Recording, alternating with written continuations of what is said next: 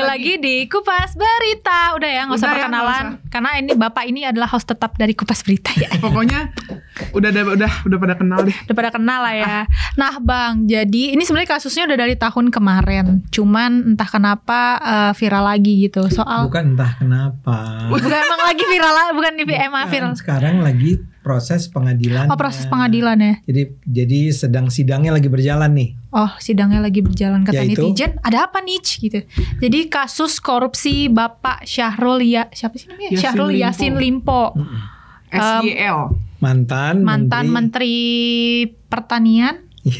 Dan juga mantan Gubernur Sulawesi Selatan. Nah, beliau ini dikabarkan ya Bang, korupsi sebesar 44,5 miliar. Dan 45. Ya 44,5 miliar. Dan kita mendapat catatan tentang rincian dari ini duit 44,5 miliar nih buat apa aja nih gitu. Mari disebutkan Mbak Egra. Sampai ada yang bikin rentetan dosa. Wah, enggak ya. Istilahnya rentetan dosa. Iya, ada yang pertama mobil merek Toyota Innova buat anak SYL seharga 500 juta rupiah, umroh keluarga 1,35 miliar rupiah, kurban 1,6 miliar rupiah, cicilan mobil Alphard 43 juta rupiah, sunatan cucu. Alphard berapa? Alphard 43 juta rupiah. Oh, kok bisa 43 juta? Yaudah, terus. Cicilannya Bang. Nih Bang, cicilannya. Skincare anak sama cucu. Terus hadiah emas kondangan 7-8 juta. Kacamata SYL sama istri nggak tahu berapa. Terus kebutuhan operasional rumah dinas ada termasuk makan sama minum 3 juta per hari. 3 juta per hari? Iya. Okay. Bayar biduan 100 juta rupiah. Parfumnya dia 5 juta. Uang jajan istri 25-30 juta per bulan. Beli dolar di bank 4.000 dolar Amerika setara 64 juta. Biaya pemeliharaan apartemen punyanya Bapak SYL ini 300 juta. Uang makan tadi udah 3 juta per hari. Cicilan kartu kredit 215 juta. Biaya dokter kecantikan anak Bapak SYL. Dan kado undangannya 381 juta. Terima kasih kepada para koruptor. Ini mind blowing sih. Iya benar. Apalagi nih Bang, yang perlu disorot adalah dia ngumrohin, kabarnya ya, dia umroh itu sama keluarganya dan beberapa pejabat dari Kementerian Pertahanan itu dari duit korupsi ini. Iya. Bahkan saya baca versi yang lain tuh. Kamu kan tadi sebutnya yang umroh itu sekitar 1,3 ya? Iya, 1,3. Dan versi yang lain dari media yang lain mengatakan bahwa sekitar sebetulnya 13 miliar.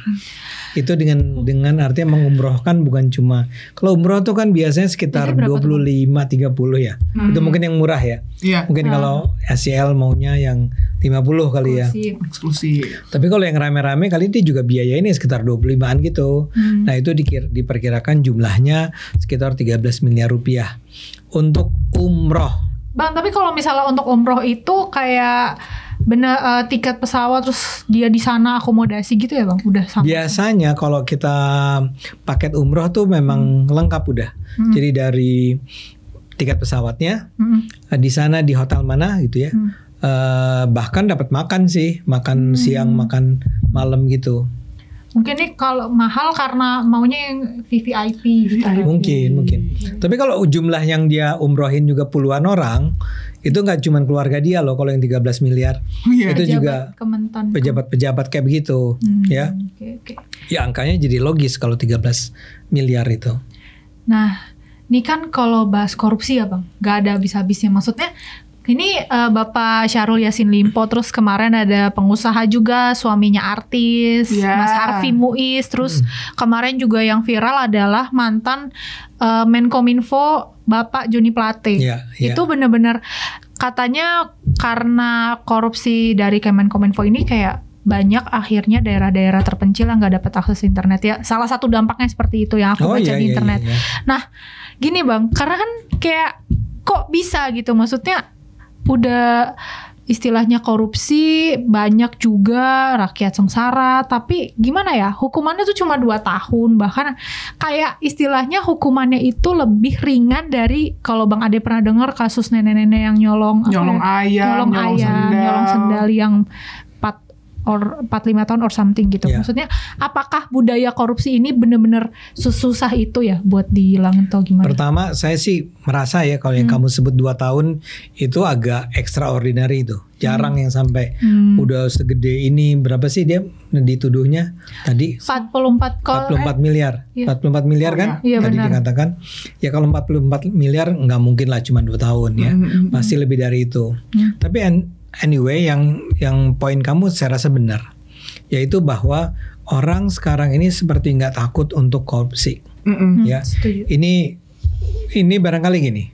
Kalau kemudian kita tanya apakah ini memang sesuatu yang hanya dilakukan oleh orang seperti SYL ini, Limpo ini, dan si Joni Plate, atau juga dilakukan oleh yang lainnya? Saya takutnya atau kita harus khawatir bahwa ini terjadi juga di banyak pejabat kita yang lain. Cuma Iya belum kan? ketahuan Nggak aja. ketahuan aja. Belum ketahuan aja. Ya ini kebetulan ada 2 menteri dan menteri dari partai yang kebetulan tidak terlalu dalam pertarungan politik akhir-akhir ini kan dia mengalami dieksklusikan ya, Nasdem kan nggak dukung Prabowo kan, ya nggak dukung Jokowi lah kira-kira gitu kan, jadinya. Nah dia seperti memang ya sialnya dia karena dia sudah tidak berpihak lagi sama pemerintah yang sedang berkuasa, dengan mudah dibongkar kejahatan-kejahatannya.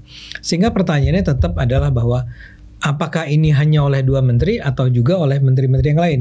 Paling tidak kan kalau kita ingat di masa kepemimpinan Pak Jokowi yang kedua ini, paling tidak selain 2 orang ini udah ada 2 orang lain lagi sebelumnya di awal pemerintahan Jokowi yang dari Gerindra, yang belakang ada 2, satu Gerindra, satu PDIP. Saya takut salah sebut ya.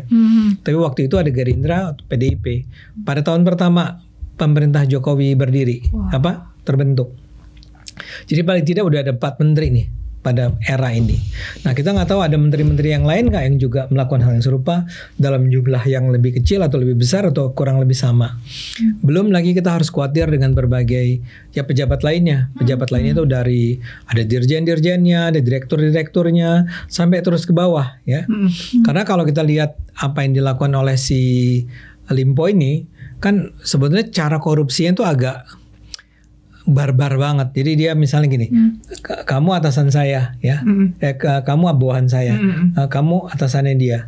Nah itu bisa tuh saya minta ke kamu, saya minta uang sekian untuk tadi makan 3 juta rupiah per hari itu, ya kamu harus nyediain sekian. Nah kamu karena merasa bahwa kok gue sendirian sih yang harus membiayai dia, kamu juga minta ke anak buah kamu. Jadi itu jalan rame-rame. Korupsinya dengan bentuk pemaksaan terhadap bawahan-bawahannya. Nah, apakah ini adalah sesuatu yang hanya berlaku di kementerian pertanian kan? Pertanian saja atau partai atau kementerian-kementerian yang lainnya? Kita nggak tahu nih. Nah, cuma kita sekarang melihat betapa itu adalah sesuatu yang nampak seperti dilakukan bersama-sama. Ya, artinya kan anak buahnya tahu dong, karena kelakuannya seperti itu. Dan anak buahnya selama bertahun-tahun nggak bicara. Nggak ada yang lapor ya, mestinya kan lapor aja ke KPK kan, ya cari buktinya, dijebak, langsung dilaporkan. Tapi ini berlangsung selama bertahun-tahun. Jadi kita harus merasa bahwa betul yang Anda bilang tadi, kamu bilang tadi, ini harusnya kita ini bersama-sama menyatakan perang melawan korupsi dan dilakukan secara bersama-sama. Jangan lagi biarkan ada orang-orang semacam ini merampok uang kita semua. Betul. Apalagi digunakannya untuk ibadah misalnya. Ibadah kayak umroh itu kan kalau dalam Islam itu kan namanya haji kecil ya. Jadi sebelum haji besar ada haji kecilnya dulu. Hanya sebagian dari kewajiban haji itu yang dilakukan pada saat umroh. Tapi tetap dia adalah ibadah suci ya. Ya bayangin dia si Limpo ini membiayai, bukan hanya dia, membiayai keluarganya, membiayai pejabat kementerian lainnya untuk sama-sama, dan semua yang lain tuh harus tahu dong. Pasti tahu dong mereka. Ini duitnya datang dari mana? Ini pasti nggak beres nih duitnya. Tapi nggak ada yang ngomong juga. Sekarang keluarganya juga ternyata harus tahu dong bahwa ternyata duit yang datang dari ayah saya itu untuk beribadah itu ternyata adalah uang korupsi. Ini buat saya sih menakutkan ya. Kayak sayang aja gak sih, maksudnya umroh itu kan sakral ya, ibadah yang sakral suci. banget. Iya. Dan harus dinodai dengan asal uangnya dia yang uang Betul. haram. Jadi Betul. kayak nggak gimana ya, ibadahnya jadi nggak, apa sih istilahnya kalau di Islam, Udah nggak khusyuk. nggak khusyuk. Ya. Udah umrah, kurban juga. Kurban Bang. juga. Kurban. Dan itu katanya dari tahun 2020. 4 tahun jadi kan, Iya, setiap tahun ada 2020. korban, Aduh, masyarakat makan rame-rame gitu ya. Rame gitu. Ternyata itu uangnya uang uang korupsi. Korupsi kayak Satu lagi hitanan kan, Hitanan cucu. kanan, hitanan astaga. cucunya hitanan itu juga kewajiban buat putra-putra muslim, Mm-mm. itu juga dibiayai oleh uang haram. Uang rakyat. Dan itu sebetulnya ya kamu tahu lah, biaya hitan itu kan nggak besar ya, cuman beberapa juta rupiah ya. Buat orang selevel menteri, masa harus pakai korupsi sih? Iya, kayak sesimpel ya lu kan hitanan doang gitu loh. Apa? Ya maksudnya hitanan ya istilahnya ya sesimpel aja nggak sih Iya, maksudnya. iya. 7 juta dapat kok. Iya. Berapa? 6 juta 7 juta. Itu udah mahal. Itu juga udah Iya. mahal. 6-7 juta tuh mahal. Dia cuma sekitar 1-2 juta lah, bahkan bisa 500.000 Mungkin dan itu yang seterusnya. laser gitu kan. Enggak. Yang laser juga nggak 6 Enggak, juta, nggak sampai 6 juta, Enggak nyampe ya? nggak sampai. Ini mungkin plus pestanya kali kan, biasa kalau Iya, di hitanan kayak ada hajatan. Iya, gitu ada kan. hajatannya. Dan yang mind blowing tuh dia bayar biduan 100 juta. Ya ampun. Kayak Itu kita udah bisa bayangin tuh artisnya levelnya siapa ya? Ini bukan level. udah Iya. udah Jadi kemana. artis mahal lah ya. Kayaknya yang itu yang kan kalau apa sih yang nikahannya si Prince Martin itu kayaknya pakai itu sih biduannya kan kalau nggak salah ada penyanyi juga tuh bang, Iya, iya. yang Prince Martin itu pakai itu. Udah. Tapi kan barangkali 100 jutanya juga bukan cuma buat artisnya, tapi buat Manajemen. IO-nya dan Iya, segala macam, betul. mungkin juga ya. Mungkin. Dan juga katanya buat skincare. Gra, skincare kita berapa Gra? Aduh 30 ribuan itu. Parfum. Dan itu parfum 5 juta. Parfum 5 Skincare juta. itu udah pasti kelasnya udah bukan yang kaleng-kaleng banget. Iya, Udah iya. satu segini tuh 2 juta 3 juta. Parfum kita gitu. mah tolong paling mahal tuh 100.000. Ya, itu juga itu udah. itu juga nyari promo dulu itu. Jadi Tapi saya tahu kalau parfum ya mereka pasti maunya pakai yang import yang- lah ya. Iya. Karena angkanya emang bisa jutaan. Seringkali saya ngelihat gila parfum apa buat itu cowok yang aja. namanya susah disebut itu. Iya ya. Sumpah. Louis Vuitton bukan ya? Kalau Louis Vuitton Bukan, itu tas. itu tas ya. Ya adalah. Nggak tahu lah kalau ini namanya parfum. Jadi segitu apa ya, segitu tamak tapi sekaligus segitu apa istilahnya yang pamer itu, Flexing. Ria. flexing ya. Ria. Hasil korupsinya tuh dia flexing. Flexingin. Iya, oke. Justru sekarang yang flexing itu bakalan cepet ketahuan bang. Makanya Iya. jangan flexing deh. Dan sebenarnya Gak ketahuan dong.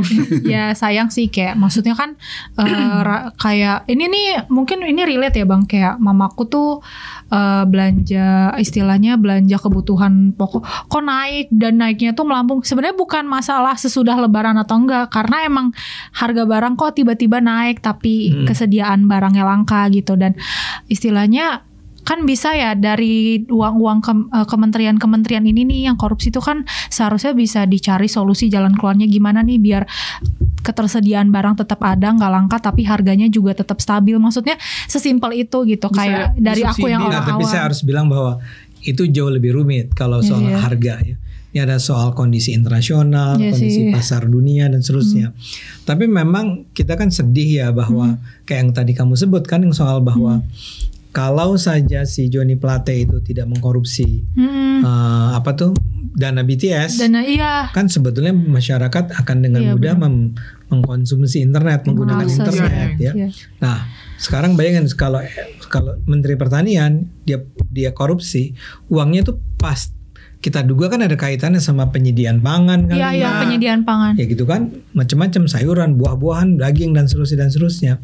Tapi ini memang buat saya ya, dan ini buat kalian yang generasi Z ya. Gen Z. Kita memang nggak bisa main-main lah sama korupsi ini. Korupsi ini betul-betul membuat kita sengsara, menderita ya. Mereka yang berada di pusat-pusat kekuasaan itu merasa mereka bisa dengan mudah, mereka punya otoritas untuk merampok uang rakyat untuk keperluan diri dia, keluarganya, sahabat-sahabatnya kali ya, jaringan-jaringannya. Tapi yang diambil itu adalah uang rakyat, dan uang rakyat dalam arti uang yang sebenarnya direncanakan masuk di APBN-nya tuh untuk pembelian barang dan jasa yang ditujukan untuk kepentingan masyarakat luas, termasuk masyarakat kelas menengah ke bawah. Kalau itu yang diambil ya, maka sebetulnya paling menderita ya rakyat kecil. Saya ingin katakan gini, kita barangkali juga ikut menderita, juga merasakan akibatnya ya. Tapi apa yang kita rasakan masih jauh lebih lumayan lah dari apa yang dirasakan oleh orang-orang yang tinggal di perumahan-perumahan kumuh, yang barangkali nggak bisa makan 3 kali sehari, atau kalaupun bisa makan, makanannya adalah kualitas yang tidak bergizi dan seterusnya, yang tidak bisa sekolah, yang tidak punya pakaian yang pantas, yang layak, yang tidak bisa bekerja dengan mudah gitu ya setiap hari. Itu kan itu terjadi karena APBN kita yang sebenarnya sangat besar itu, ratusan triliun itu tidak dipakai untuk mensejahterakan masyarakat kita. Dan orang-orang seperti STY dan kawan-kawan merasa mereka berhak untuk merampok uang itu, dan kemudian barangkali untuk mengurangi rasa bersalahnya itu dia pakai untuk kepentingan, untuk keperluan ibadah kan. Ya, ini Johnny Plate saya ingat sekali bahwa salah satu ketika di pengadilan diperiksa uangnya dipakai buat apa aja, itu antara lain untuk membantu gereja. Ya, dan belakangan ya ketika itu terungkap, gerejanya mengembalikan uang tersebut dengan rasa marah gitu. Ngapain kita sebagai gereja menerima uang hasil rampokan kalian itu, kamu itu? Gak guna juga. Gak ada gunanya sama sekali. Kayak mungkin misalnya di kasus Kementerian Pertanian kan kayak istilahnya kalau aku ngeliat berita-berita gitu ya Bang, nggak sedikit misalnya lahan para petani yang mungkin rusak atau apa karena kasus kekeringan atau misalnya entah karena gunung meletus jadi nggak bisa panen. Maksudnya kan itu udah disediain pemerintah nih, gue kasih duit nih, istilahnya lu pakailah buat misalnya cari jalan keluarnya apa, penyediaan pangannya, entah gimana caranya lah gitu. Aku kan nggak ngerti, maksudnya kok bisa gitu. Lu tuh sampai sejahat itu, lu nggak mikirin nasib rakyat kecil. Ini mungkin nggak cuma buat kementerian ya Bang, para pejabat, entah para pemimpin daerah yang korupsi. Maksudnya kayak kalian lihat nggak sih kayak jalanan di daerah-daerah terpencil yang istilahnya anak mau sekolah aja nyebrangin sungai, nggak ada akses jembatan. Bisa nggak sih maksudnya mikir sampai sejauh itu gitu, kayak kok egois banget. Itu gitu. Paling berapa sih dana yang dibutuhkan untuk itu? Gram banget gitu. Itu kayak bisa dipakai dari uang-uang hasil korupsi itu. Nah karena itu saya kan kebetulan di PSI nih. Ya. PSI itu sangat aktif untuk mendorong dilahirkannya undang-undang perampasan aset. Nah setuju banget. Jadi mestinya kan kamu bilang tadi cuma 2 tahun, 4 tahun kali ya. Tapi sebetulnya gini, mau dihukum 8 tahun kayak 10 tahun kayak ya, sebenarnya yang terpenting adalah bahwa apa yang sudah dia rampok itu bisa diambil alih oleh negara. Itu namanya perampasan aset itu. Jadi kalau si STY ini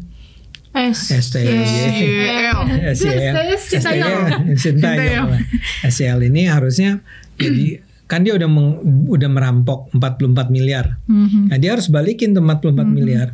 Caranya gimana? Pokoknya nggak tahu. Kamu punya apa? Kamu punya tanah, diambil. Kamu punya rumah. Kalau kamu punya artis tadi nyanyi yang nggak bisa dibayar, balikan. Tapi ambil dari apa yang dia miliki. Itu bisa mobil, bisa harta kekayaan, bisa parfum 5 jutaan itu ya. Semua dirampok lagi. Cuman memang ternyata yang menolak adalah banyak partai yang lain. Tapi kita berharap saja mudah-mudahan Pak Prabowo nanti sebagai presiden mensupport. Tolong Pak, disahin Pak. Undang-undang perampasan aset. Itu nggak takut mati loh, takutnya miskin. Apa tadi yang lo bilang bahasa Jawa? Wedi. Ora wedi karo mati, wedi karo miskin. Tolong tidak takut gitu ya? Nggak takut, wedi itu takut. Nggak takut karo tuh dengan takut dengan miskin. Nggak takut mati. Nggak takut mati, takutnya miskin. Oh iya, karena kalau miskin tuh sekeluarga Bang. Kalau ini kan gini, orang masuk penjara misalnya taruhlah 10 tahun gitu ya. Kan bisa dipotong. Tapi 44 miliarnya kemana? Kalau yang disita oleh negara cuma 5-10 miliar, masih ada 34 miliar kan? Iya. Itu dibagi-bagi. dan diinvestasikan, diapakan. Iya. Jadi kita harus perangi bersama-sama nih yang namanya korupsi ini. Semoga nanti Pak Prabowo benar-benar bisa memproses lah ini, atau kalau bisa Bukan hanya Pak Prabowo, Cindy. ya semua Pak Prabowo dan para partai jajaran politik. partai politik semua, pokoknya please banget harus ada undang-undang perampasan aset Ya, biar amin. biar istilahnya ya udah deh penjara cuma berapa tahun, yang penting semua harta lo dirampok Iya. lagi gitu, Iya. biar bisa dikembaliin ke rakyat gitu. Ya, amin. Tenang, Wah, tenang. kesal. Oke. Di Kupas Berita kali ini dia agak emosional ya. Nggak apa. Kami Ya. pikir bayar biduan. Iya. Makanya jadi biduan. Ya. Loh. Kita cari job lain aja biduan. Oh jadi gitu. Oke. Oke guys, sampai sini dulu episode Kopas Berita hari ini. Kalau misalnya kalian ada saran-saran atau ya saran sih sebenarnya, atau masukan, Kak bahas ini dong gitu, tuh bisa di drop di kolom komentar aja. Dan jangan lupa like, comment, subscribe channel Cokro TV. Stay tune terus sama kita ya di episode Kopas Berita berikutnya. Bye bye. Thank you. Bye. Thank you.